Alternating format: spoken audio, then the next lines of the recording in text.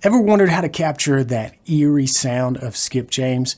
You should try Crossnote Tuning. Now there's definitely more that goes into sounding like Skip. His haunting vocals and tricky picking come to mind, but this tuning gets you in the game. You see, Crossnote is an open tuning, so you get a full chord when you strum across all 6 strings. And in Crossnote, the chord is a minor chord, which makes it perfect for dark and brooding licks and riffs. But here's the catch. Crossnote can be overwhelming at first. Things have moved, things are in different places, and that's why in this lesson I'll guide you through the basics and show you how to navigate a few key spots on the fretboard with a practical example. With some practice, you'll be on your way to getting those haunting Skip James style of licks and riffs out of your own guitar.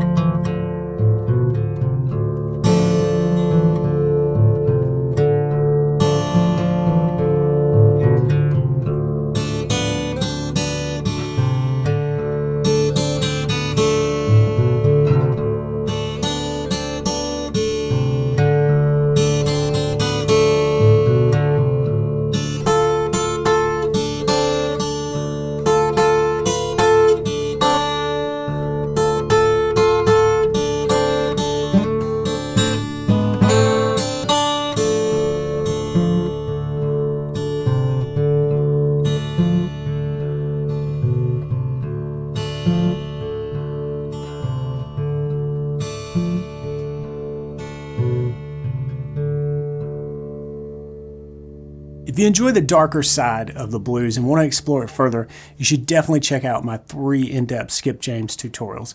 Devil Got My Woman and Hard Time Killing Floor Blues, both in Crossnote, and Crow Jane in standard tuning. These, along with over 70 other step-by-step courses, are available exclusively to my BGI members. If you're not already a member, you can find out how to join at the link below and start leveling up your blues. Now, let's take a step back and let's look at Crossnote Tuning. First, we got to get into Crossnote Tuning. Let's do that now. To get to open D minor from standard tuning, we're going to want to make sure that the 6th string, 4th string, and 1st string are all tuned to D. And one of them in standard already is the 4th string. So we can use that 4th string as a reference pitch as we drop the other 2 strings down into D from E. And of course, you could use a tuner and just go from low to high and tune to the correct pitches, but it's really good to know how these pitches relate to each other. And it's good practice for your ear as well. So, with that done, we're going to move to the 2nd string next. We're going to drop this down from B to A. So that's coming down a whole step. If you need a reference pitch here, you can use the open 5th string. That's tuned to an A in standard. And once you've got that, let's pause here, because if we strum across, we've got an open chord. This is what they call DADFAD tuning. You can hear it's got a real cool suspended sound to it, but it doesn't have that minor sound that we're looking for. And that's all about the 3rd string, which we haven't touched yet. We're going to bring that G down a whole step to F.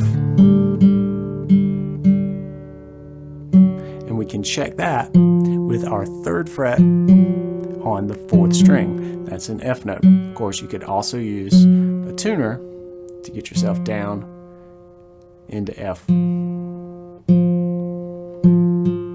That's what we're looking for. And then we have an open D minor chord.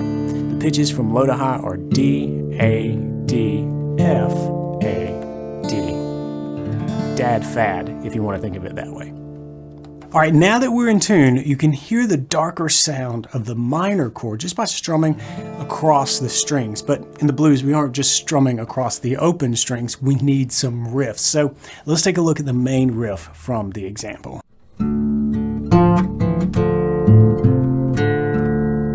All right, let's take a look at just this measure, which is really a main component of the entire main riff. So we start with this open 6th string in this tuning. That's a D. So we're going to let it drone on and really just kind of die out as we continue on with our riff.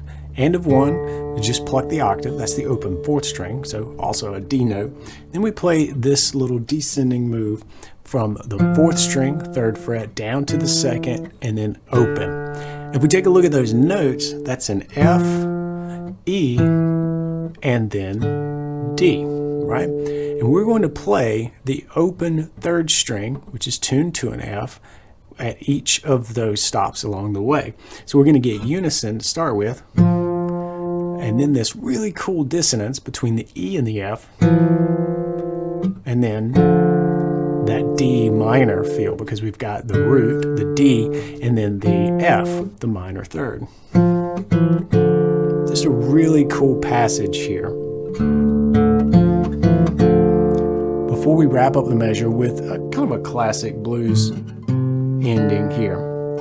So the open fifth string, that's an A note, then up to our C at the 3rd fret, and then pull just gently out of tune, and then hit the open 4th string. So the reason this sounds really bluesy is that we get that C note in there, which is the minor 7th, the flat 7th of D. So when we pull, we're kind of pulling toward the root, but not getting there, but then we're hearing it. If you just see, there's the C note, and then we come up to the D. That's what we're doing. I'm just playing the open string D instead, just to let that ring. All right, and you can loop that over just to get the feel of this down. We're going to continue on and answer this with a measure that's got a couple of triplets in there. First off, we start the same way with our D note droning and then the open 4th string, just for that really cool octave sound. But then we start our triplet. We're going to play with those same notes, the F and the E, but we're going to do it by separating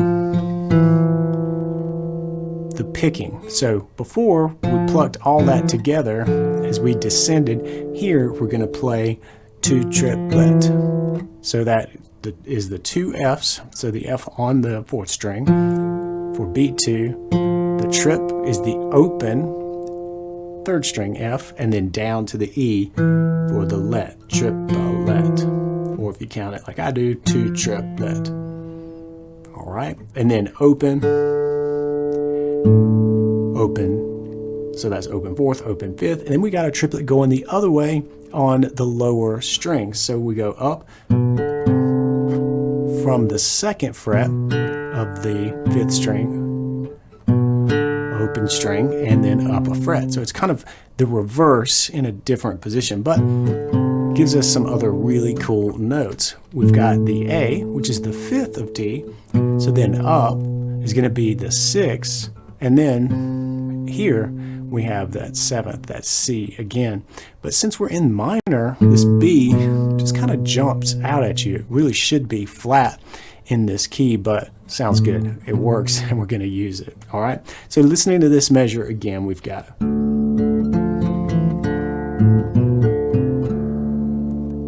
All right. Those two measures work together to form the main riff.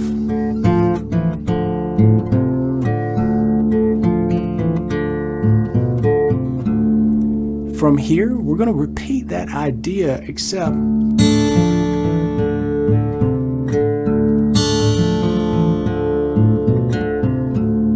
going to brush up on the and of 1. Remember, we were doing the octave? Instead of that octave, we're just going to brush up.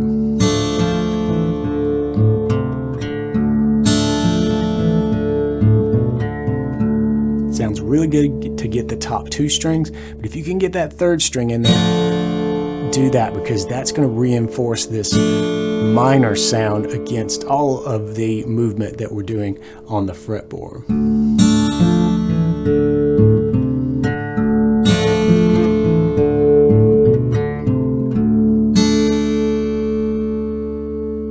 All right, now we're cooking, but we can take things in a different direction with one simple tweak. Let's use the top 2 strings to play a simple melody that rings out while keeping that bassy growl going underneath.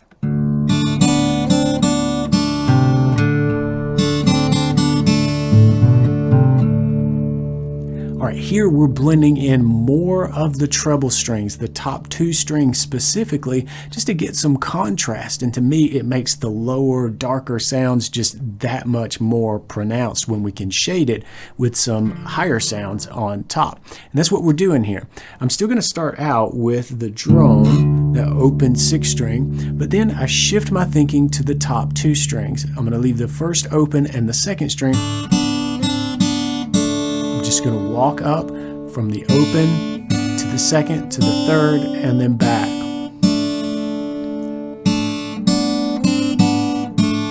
With that rhythm. Of course, you can change up the rhythm for what you like. And then we've got our sort of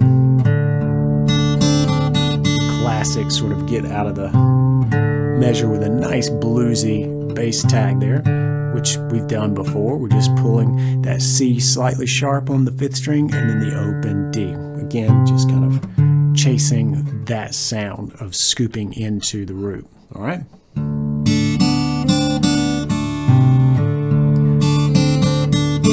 And the second time we use some triplets on beat 2 to work ourselves down the 2nd string. Then we've got a couple of open strings.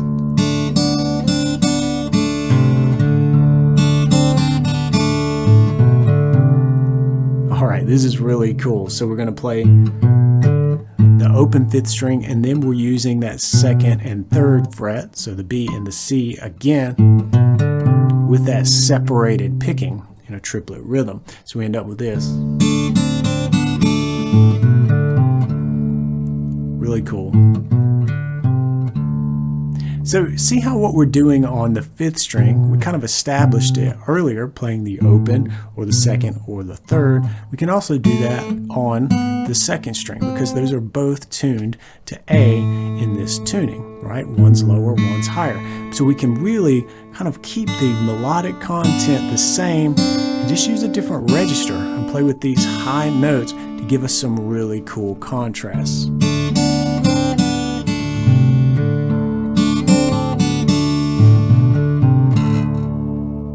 You can see how these elements work together to play a darker blues jam. These 2 elements alone will really help you tremendously if you're going to tackle things like Skip James playing. But there's one more thing, one more element that's kind of like the icing on the cake, the final touch that lets you dig in and play some seriously cool blues. Licks. We got to have some bluesy licks, so let's find some now.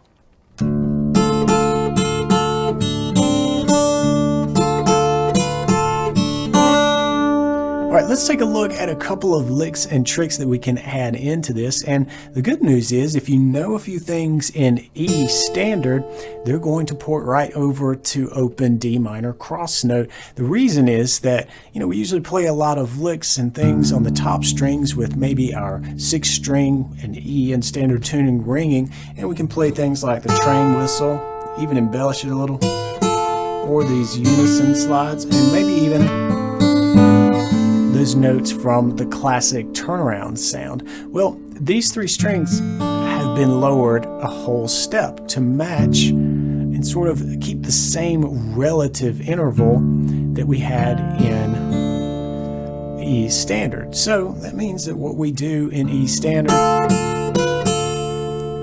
for these licks will work. So let's dive into 1 or 2 of them. Here we're starting with this train whistle idea. That's the 8th fret 2nd string and the 7th fret on the 1st string. And we just strum up through the strings, that same brush up technique that we've been using a lot so far. But we do put a little bit of that blues bend on the 2nd string. You can see how it's moving. It's not moving a lot, but it is pushing up slightly every time I strike the strings. And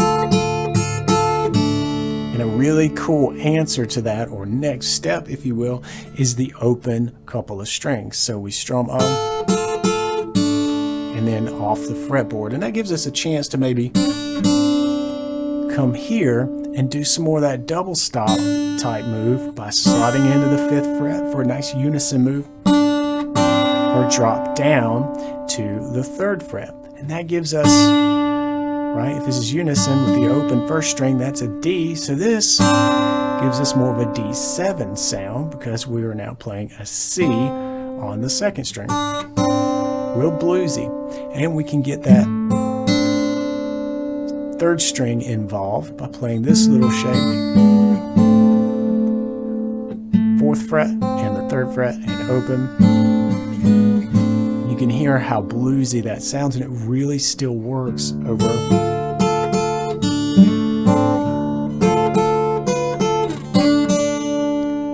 our open D minor tuning here. This example jam will help you get in the game with the basics of Skip's style, but the thing is, to really get his style, some real song studies help big time. And that's why I have those in-depth tutorials based on meticulous transcriptions inside my BGI. I'll walk you through the bars and help you nail Skip's fantastic performances. So you can get access to that 3-pack of tutorials plus everything else in the My BGI membership by becoming a member at the link below. I'll see you inside My BGI. Until then, practice smart and play on.